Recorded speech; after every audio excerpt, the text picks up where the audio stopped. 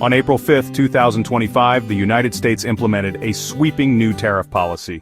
This policy places a 10% tariff on nearly all goods imported into the country. The tariffs are a cornerstone of President Trump's trade agenda. He argues they are necessary to protect American jobs and businesses. The policy has sparked immediate reactions from international partners and financial markets. The new tariffs are wide-reaching. They impact a broad range of goods, from clothing and electronics to raw materials. Certain sectors like steel, aluminum, and automobiles are exempt from the initial 10% tariff.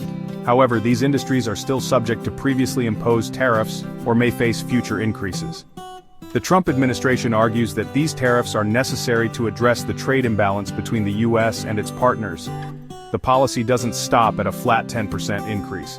Starting April 9, 2025, the U.S. will impose additional reciprocal tariffs. These tariffs target countries deemed to have unfair trade practices. For example, China faces a combined 54% tariff on goods entering the U.S. This includes a new 34% retaliatory tariff added to the existing 20% levy. Other major trading partners like the European Union, Vietnam, and India also face significant tariff hikes.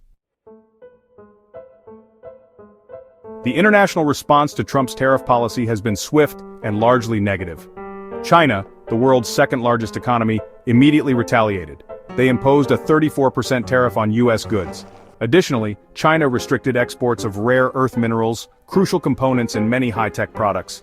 This escalation has fueled fears of a trade war between the two economic giants. The European Union expressed deep concern over the new tariffs and the potential for a global economic slowdown. The EU, a major trading partner with the U.S., views the tariffs as protectionist and harmful to international trade.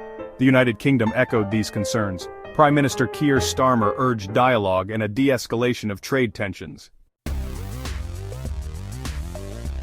The economic fallout from the new tariffs is already being felt. Economists predict significant price increases on a wide array of consumer goods. Clothing, electronics, and household appliances are just a few examples of products likely to be affected. The Tax Foundation projects that the tariffs could cost the average American household an additional $2,100 per year. Other estimates, like those from Yale's Budget Lab, place the potential cost even higher at $3,800 annually. While the Trump administration argues that the tariffs will ultimately benefit the U.S. economy, many businesses are worried. Disney CEO Bob Iger expressed concern about the impact on American companies. He highlighted the difficulty of quickly shifting manufacturing operations to the U.S. to avoid the tariffs.